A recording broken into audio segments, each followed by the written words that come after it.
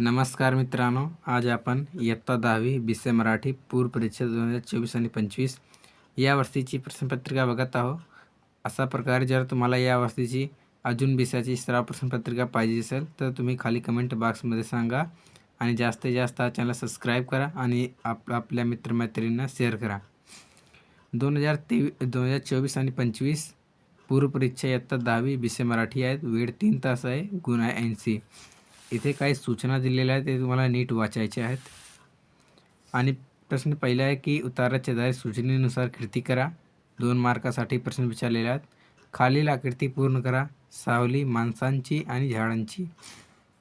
आणि हे तुम्हाला उतारा नीट वाचायचे आहेत.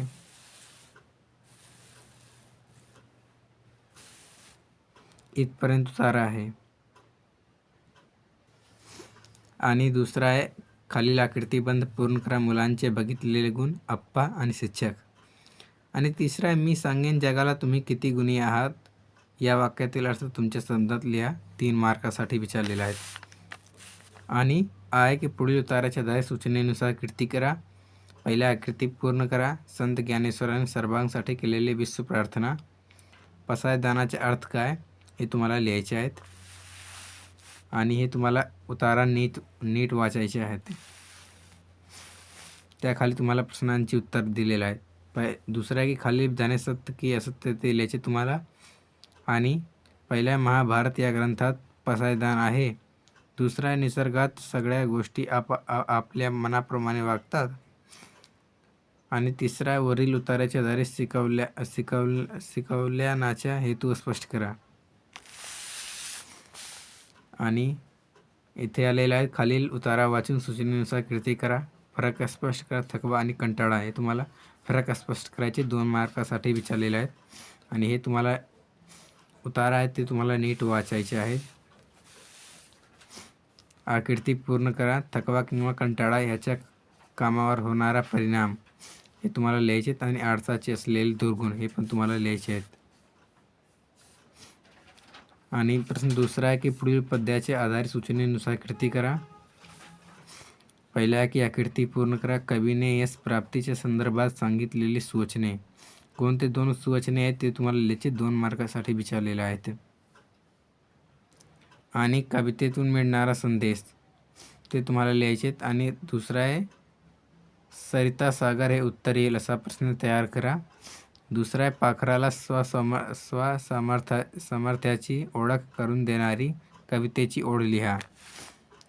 आणि तिसरा आहे स्वसामर्थ्याची जाणीव हा उत्तम व्यक्तिमत्व विकासाचा पाया आहे हे विधान स्पष्ट करा.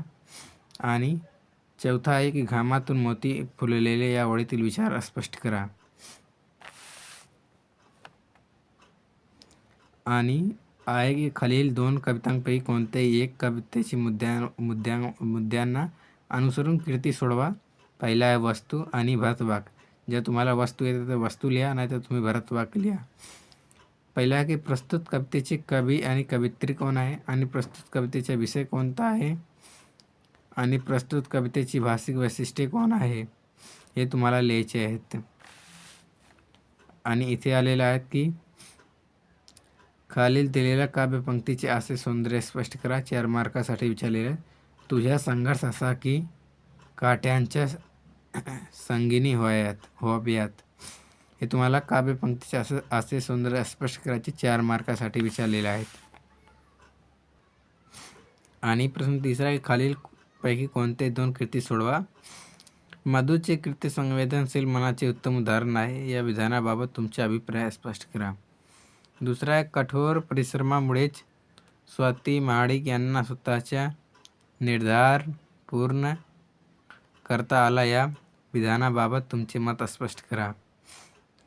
तिसरा आहे टीप लिहा व्युत्पत्ती कोशाची कार्य. हे तुम्हाला 3 पैकी कोणते 2 सोडवायचे आहे. 6 मार्कासाठी विचारलेलं आहे ते. आणि इथे आलेले आहेत की प्रश्न चौथाच्या आहेत दिलेल्या सूचनेनुसार कृती करा.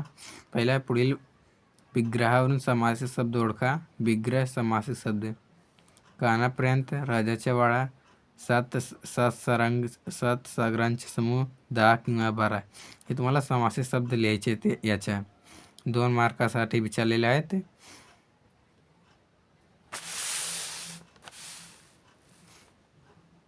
आणि दुसरा शब्दसिद्धी, खाली दिलेल्या शब्दांचे वर्गीकरण करा. शब्द अप्रतिमा, नम्रता, अपयश, सामाजिक. हे तुम्हाला कोणता ह्या शब्दांपैकी कोणता प्रत्यय घटित बसणार, कोणता उपसर्ग घटित बसणार हे तुम्हाला इथे वर्गीकरण करायचे आहेत.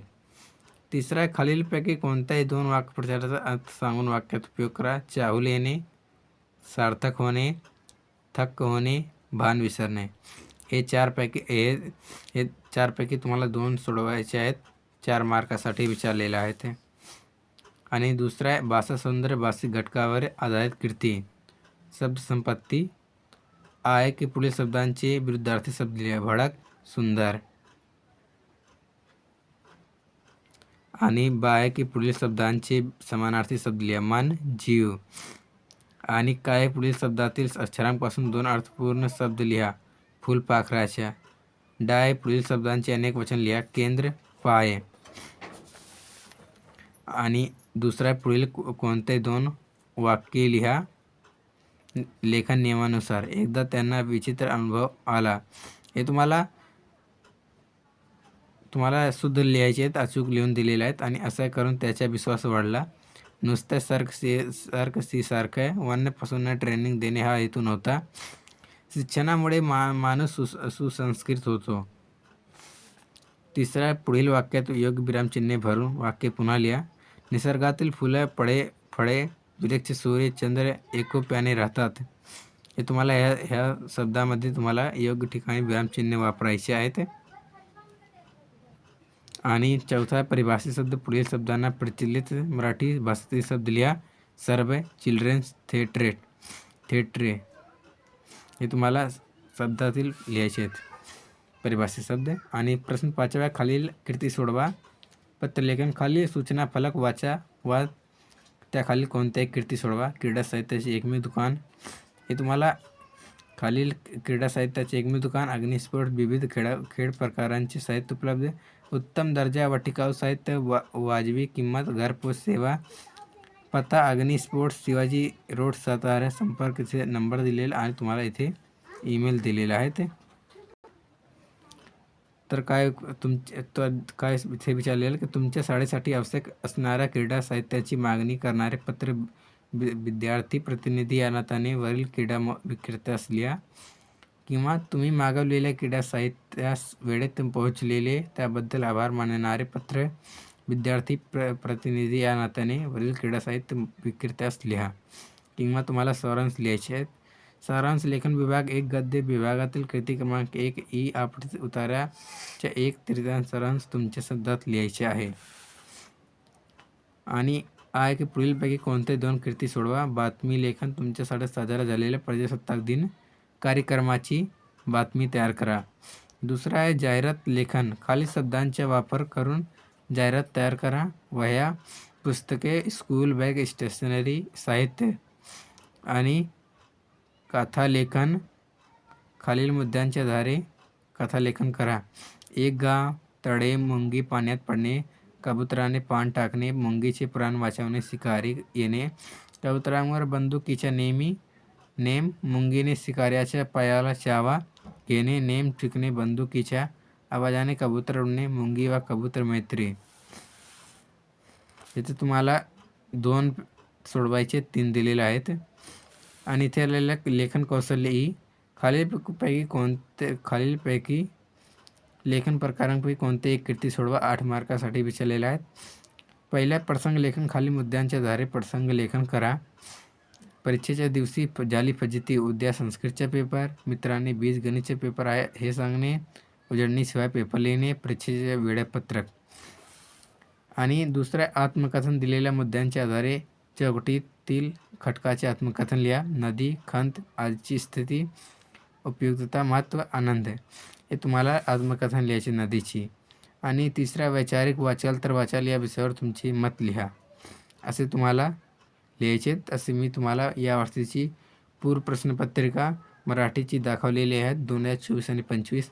अशा प्रकारच्या तुम्हाला हिंदी, इंग्लिश, गणित भाग 1, गणित भाग 2, विज्ञान भाग 1, विज्ञान भाग 2, इतिहास आणि भूगोलची पाहिजे असेल तर तुम्ही खाली कमेंट बॉक्समध्ये सांगा. आणि जास्तीत जास्त चॅनल सबस्क्राईब करा.